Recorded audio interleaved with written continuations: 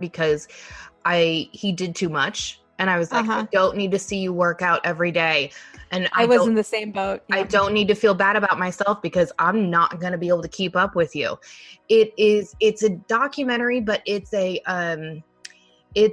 let me tell you how I messed up, how I've grown from it. And it is what I'm kind of doing now, but I'm going to explain some stuff that happened that probably he continues to get asked and ask questions and stuff like that. And it's just a way of, I think it's probably a way for people to stop.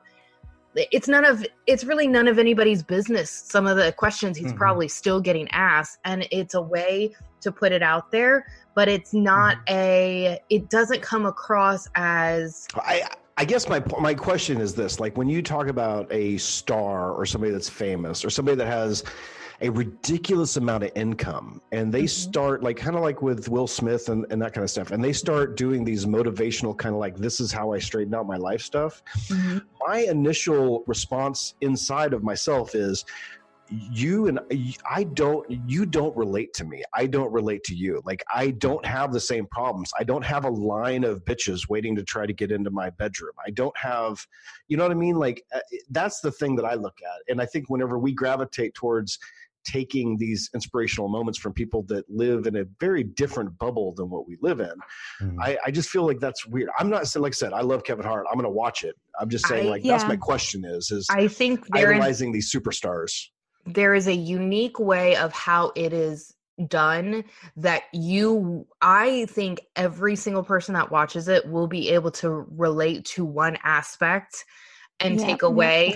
And I'm not going to try and do a tenth of what he accomplishes in a year, but I was able to say, you know what? I can do this podcast more than 2 times a fucking month. All right. Right. I mean, and honestly, like like Brian, you're saying you don't relate to him. And I can totally understand that his lifestyle is obviously very different than yours. But in the beginning of the episode, they walk through how he is black. And I'm that's what I'm trying middle-aged guy to say. I don't, obviously, yes. I guess that's one facet of it. That's one facet of it. He's only like 5 feet tall, and he still probably has a bigger dick than me. But I'm saying that's not how we relate. I don't know. He actually says his dick is not that great right now. Oh, well, fucking right now. Right now. What time is it? Let's see how it goes tonight. And he's not that. What was that one guy that just got out Jason of the pool? Jason Derulo. For fuck's sake. Yeah, Patrick knows his name. I'm this radio guy. I know everything about artists. So that video or that photo. Photo. So, Cass, what weird obsession are you? Honestly, when I thought about it today, I am just obsessed with my current freedom I have. I was on holiday in Spain before going into the Christmas week, which I have off for work. And then next week I only have to work like 1 or 2 days. So I have entire flexibility to go to bed whenever I want, wake up whenever I want. I'm not on a super strict workout schedule right now because my gym is closed for holiday. So I'm enjoying just like this ridiculous amount of freedom and slowing down for a minute. Like Carson's been sick, so just hanging on the couch and watching Netflix for like 10 hours, I'm entirely okay with that because usually I'm running nonstop. So I'm obsessed with my current freedom, and I know it's going to go away very soon, but I'm trying to not think about it. Trying to just bask in the moments. And have you watched the second series of You? I watched it all yesterday. Oh, you did? Really? All of it. I was up till 2:30 in the morning because I couldn't stop watching it. And I was like, I'm going to go to bed at a relatively normal time tonight. And there was no hope after like episode 2. I received a text message from you at like 3 o'clock or something in the morning. I was like, I'm sorry. I'm like, he'll be asleep. He'll just text me in the morning. And he did. So, but I forgot to tell you something, and I had to tell you. I was laying in bed. I'm like, oh shoot, I should just text him real quick. What did you think of the second series? Because I'm giving it a couple of days. For a girlfriend that I watched with it last year, we drank wine, binged it while our kids played in another part of the house. So I'm giving her an opportunity to make a date with me. And then if she doesn't, then I'm going to start. But I did watch the trailer. So how is Okay. So I like it. all in all, I like it. Probably just as much as the first season. The second season, they definitely did a good job of not keeping it the same story and the same problems. Like they really added some unique layers in there that I wasn't expecting, because I was expecting a monotone same thing over again. Yeah. But they didn't. They did some really good work with it. There's a couple moments you're like, oh God, okay, I get it. Yeah. Like, those moments, there's little Netflix hokey. Yeah. Not as many as I thought there was going to be, but there's a few in there. But all in all, it's worth watching. You don't have to binge it in one day like I did, but I was just on a roll and had nothing better to do. So that's awesome. So you're going to watch Kevin Hart today, or you already watched? Well, I watched the first one today, but I have to take those ones in pace. I have to be in the mood to watch someone else's lifestyle like that. Yeah. Like if I'm not feeling it, I'm just going to go and watch RuPaul's Drag Race, and that's going to be that for the rest of the day. RuPaul's Drag Race. Yay! High five! Woo! Highest fives. I watched season 11. I watched like 3 episodes. By the way, Cassie, last week, yeah, I can talk about this part. Last week, I got to hang out with Bob the Drag Queen, Eureka O'Hara. And also Shangela. No way. Yeah. I'm No way. Fucking jealous of you right now. They were really cool. All of them were Aren't awesome. they? Yeah. Aren't they awesome? Super awesome. Yeah. Oh my God. Dream. That's a dream of mine. Give them a moment, Brian. They're all with jealousy. Yeah, they were. We hung out. We went to we had a Christmas party. They were in our town for a filming of a show that they're doing. It comes out on HBO in the spring, and so basically they were just basically supporting the drag culture and the LGBTY community in small towns. And you can Google it and find it, what the show is, but I can't actually talk about it. But it was super fun, and they just hung out. They actually trained a couple of locals that wanted to do drag that have never done it. One of them was a completely straight guy that just had a real homophobic kind of problem, not from his upbringing. And so it really allowed him to kind of embrace, because he has gay friends now and stuff, but he still has this kind of barrier. So he literally dressed in drag and was in the final show, and they had a big production and stuff. It was pretty awesome. I love it. It's like a drag Queer Eye for the straight guy. It is not. It's not based in that. That was just one of the stories. There was other stories in there. It was really cool. It comes out in the spring. It's on HBO. Yeah. I'll see if I can get it on Prime here. Patrick, you come over and we'll watch it together.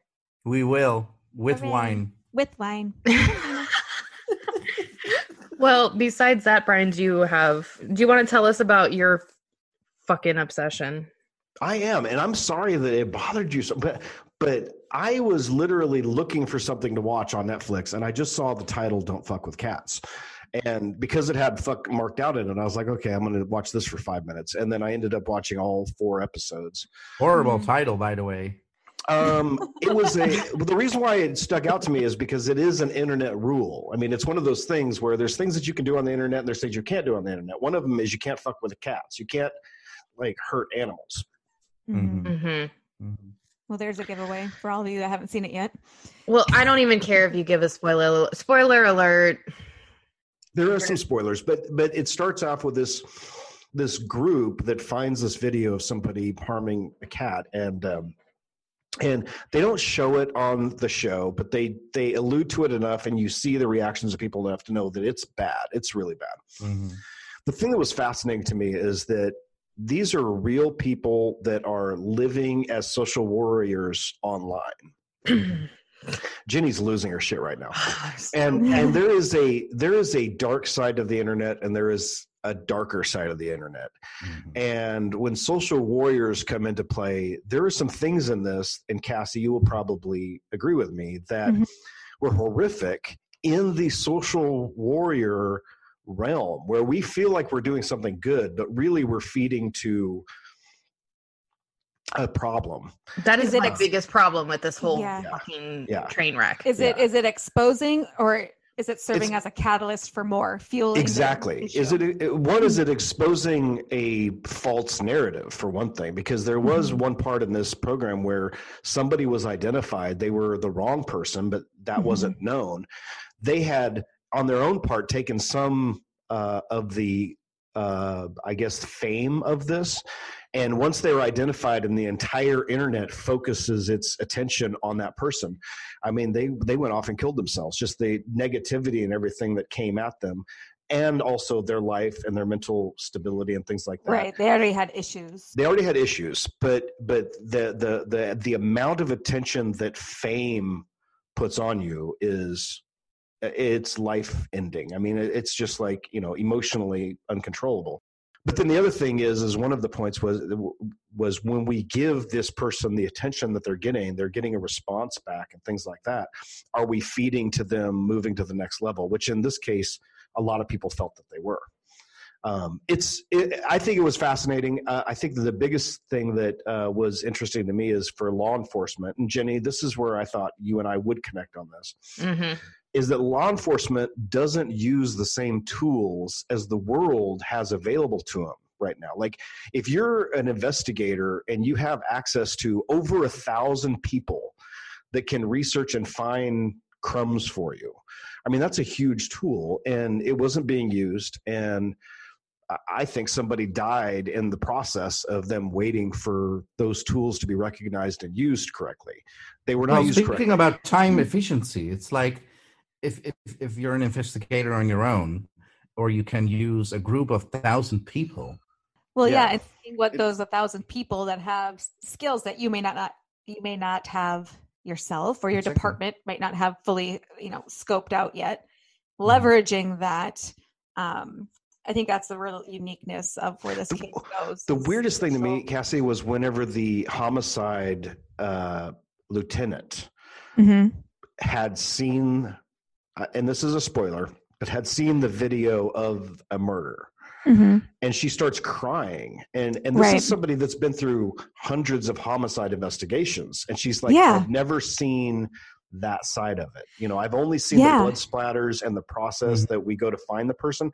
We don't see the crime happening. And the thing is that was sent to them by somebody on the internet saying, hey, you need to look at this link. Like this link, and it's on the internet. It wasn't like in a hidden dark web or anything like that. Yeah, it was just open source. Public. Like this. Yeah. Yep. Yeah. Crazy. Yeah, we thought that was pretty fascinating too, and she broke down like that, and it's amazing what this Internet of Things. But what is your weird? Jenny. Okay, Jenny, hate it, Jenny. Go ahead, hate on it. I dare you. Okay, I agree with you on parts of that. I do think it fueled the guy, and I do like that they at least acknowledged that they could have. That they're like, we did we help it or did we harm it? It was just, it's the same thing as, I don't think you listened to it, Brian, but My Favorite Murder. When I first listened to that podcast, I'm like, oh Jesus, are these girls like foreshadowing? They're gonna find some creep is gonna be like, oh, these girls like murder. I'm like, the thought has crossed my mind that, okay, since they're talking about it so much, is some sick person, like, maybe I'm the only one that's ever thought of that, but they're highlighting all these serial killers and stuff like that, and they've got like a cult behind them, and it's just like, it really just made me, I have pulled away from Facebook.